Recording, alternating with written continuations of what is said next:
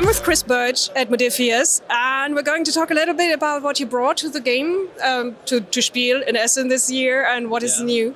And I think the thing that you're showing off a lot is the Doom Arena board game. Can you tell me a little bit about it? So it's going on Kickstarter on Tuesday this week. It is 2 games. There's Doom Original, because lots of us played way too much Doom back in the 90s and remember all the pixelated versions. We've also got Doom Dark Ages, so if you play the game this year, more of a fantasy theme. So they're both standalone starter sets, or you can mix and match the components, play some different creatures, enemies. It's an arena game. It's not a co-op dungeon crawl, which is what we've done a lot of. So this is very much a very fast-playing arena game where you might be the Doom guy, I'll be the demons. Oh, okay. We play a 15-minute round. The more demons you kill, it powers up your abilities. And then at the end of the 15 minutes, we both get points to spend on upgrades. You're going to be buying more cool weapons and armor. I'm going to be, shall I get more demons or bigger demons? Okay. And then we play another 10 or 15-minute round. We get another winner, and then we get more points to upgrade. And then we play a final round, again, 10 or 15 minutes. So it's about a 40, 45-minute game. Or you can just play one round if you want a quick battle. So it's very, very fast-playing, very simple game. Because we really wanted to appeal, try and dial back all that crazy complexity we've done before, lots of people do. This is a game that you can really pick up and play very fast. So that will be on Kickstarter. There's 2 editions, actually, because not everyone has got the money for a miniatures game. So there's a standee version and a plastics version. So acrylic standees, because for some people they're great. And then there's the miniatures version as well, if you want to maybe paint the miniatures, or, you know, that's just your preference. Yeah, but I like that you offer both, because like the big miniature games, they've priced some people out of actually getting them. So we're trying to dial it back, so the base game isn't a huge game with all the stretch goals in it, and we're not planning loads of stretch goals because this is going to go to retail afterwards. So we're actively not trying to do all those things that would get more people day one, you know, loads and loads, hundreds of stretch goals. This is designed to have a nice little package, and then it's going to go through retail later this year. Sorry, next year, of course. Yeah. Later this year would be a very tight schedule. Very quick. If only. Oh yeah, let's talk about a few other things that are coming up or that are recent. You started in on the 2nd edition of the Star Trek Adventures game. How's that coming along? What are we going to be looking forward to? So there's the Explorer's Guide, is the latest book. We're not just taking all the old books and changing the rules and putting 2nd edition on them. We wanted to do something quite different, and actually the old books are still compatible. Okay. Like, you can still use them. So we wanted to do something new and fresh. So there's the technical manual, the Explorer's Guide. So we're trying to weave our way around the other books and provide something new and fresh for players. So that's nice, not buying the same books again. Yeah. And last year we talked a lot about dreams and machines, and we also played it at Orkenspalter TV, and I really liked the take on like a positive vibe post-apocalyptic game.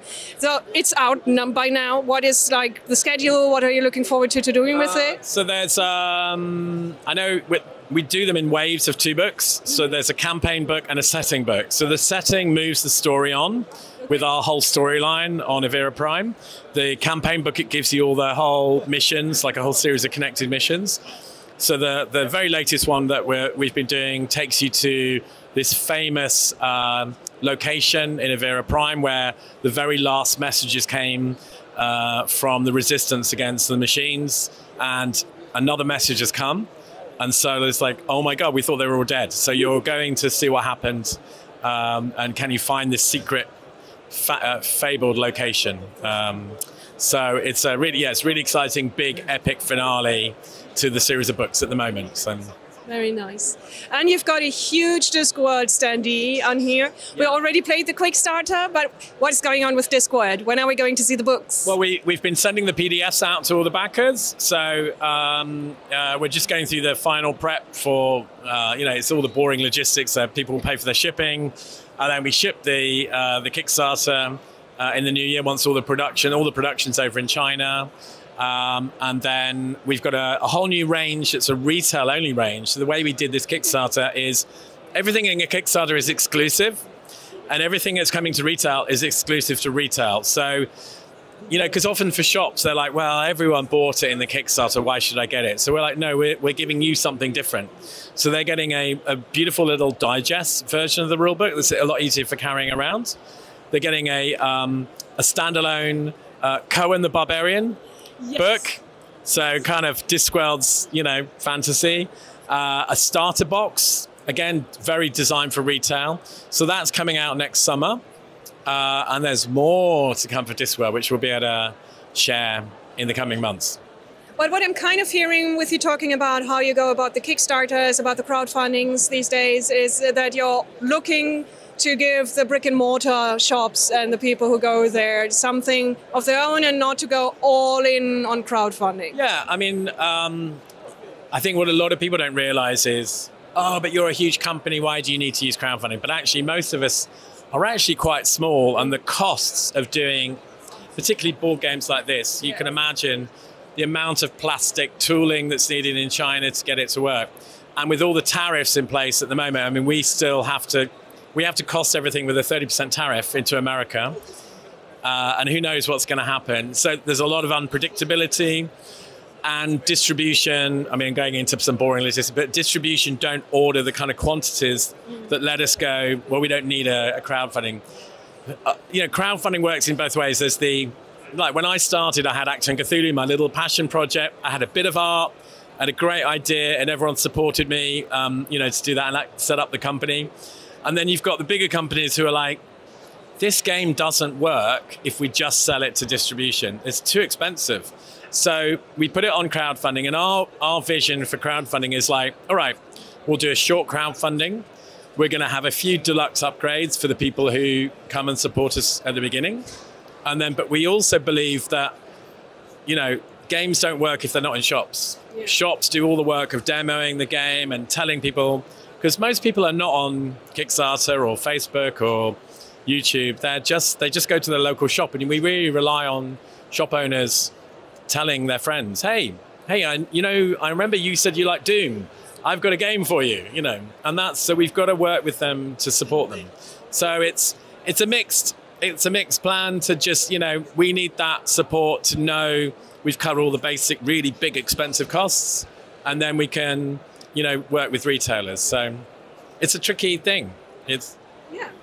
But it seems you're doing things right, because I remember first time talking to you when Achtung Cthulhu was coming out, and now look at the Modiphius booth and how many things you're doing. Yeah, just a few more games. Yes. Yeah. A few more. Yeah. And you finally answered the question, does it run Doom? Yes, paper and miniatures run Doom too. Yeah, exactly, yeah. Oh. And kind of coming full circle with the Achtung Cthulhu, because you have come out with Cohors Cthulhu, yes. And there are connections about the Atlantis storyline. Yes. And since we just did the review, people are really interested in asking, is there coming more? Is there going to be storyline to follow? Well, so the whole Cohors Cthulhu range is coming out in retail at the moment. We're just opening a, news for you, is an EU web store. Yeah. Ooh, nice. With local EU shipping from the Netherlands. And of course, at the moment, you have to buy from our web store in the UK, and it's Brexit and complicated and expensive. So that's going to help. But yes, Cohors Cthulhu hits retail very soon. And it's basically the prequel to Actor and Cthulhu, but it's Romans teaming up with Germanic barbarians, teaming up with, you know, Greek philosophers. So everyone's got to work together against the mythos. And it's a big build up to a war. And we've also got the miniatures game, a solo co-op miniatures game. Oh, okay. So we've got a very nice range of Germanic heroes and warriors and priestesses and Roman characters, and you can use any historical Roman figures that you've got already if you're a wargamer. And the RPG range is building up. We tend to tell a story through the books. So at the moment it's set kind of maybe a year before this big invasion of the mythos in Germania. And then we're working towards other books as well. So we're going to be going to Rome, we're going to Egyptus, so we're going around the Roman world telling more parts of the story, a bit like we do with Actor and Cthulhu. Okay, yeah, looking forward to that. Great. Thank you so much. Thank you. Thanks very much.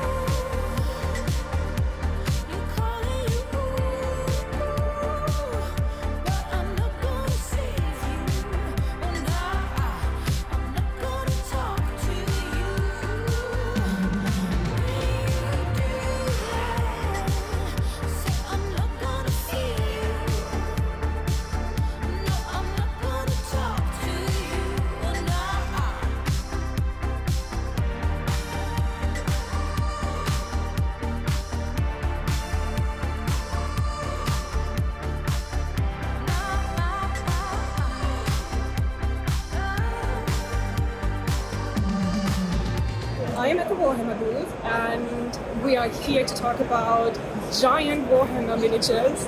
And this is Jules from WETA Workshop. Hello. Yeah, we're going to talk about the things that you do together with Warhammer and Warhammer 40k, because we've got some of them here and can take a look at it.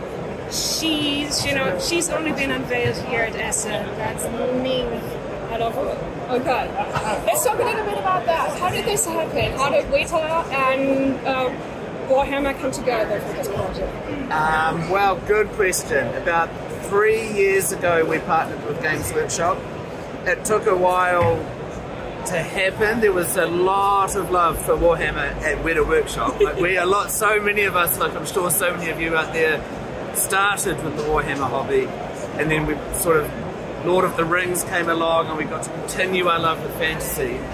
So when we got to partner with Warhammer, to us it felt like a natural thing to do. Yeah, it felt like the most organic, awesome thing we could do. So we're very, very honoured and very happy to be doing it. Yeah, I mean, quite a few years back, people from Games Workshop were at your place and looking at all the designs for the Lord of the Rings game, and now you've been looking at their designs. It's like an exchange. It's like a full circle thing. Like the two companies, I feel, share a lot of very common DNA with a love of narrative, a love of fantasy storytelling, and just great characters. Yeah, let's talk about the characters, because if you are going in for this high, also high price, but also high quality and giant size miniatures with the statues, you have to choose wisely which to do. How do you choose among the thousands of character models that they have? That's one of the most fun bits of the entire process. It's collaborative with Games Workshop. So we have conversations with them. We put together a list of characters that we want to do. We show it to them. They give us feedback on what they think. And then over sort of several conversations, we just whittle down until we find something that works for both of us. Yeah. And then I was about to ask what do you like about Games Workshop designs, about Warhammer designs, but kind of looking at that you have the same scene underneath. It might be bad as women in great art. There's always enthusiasm if we can portray strong female characters in a fantasy narrative. It's not the reason to choose a character, but if it works, it always makes us smile. And yeah, golden armor, it's so cool.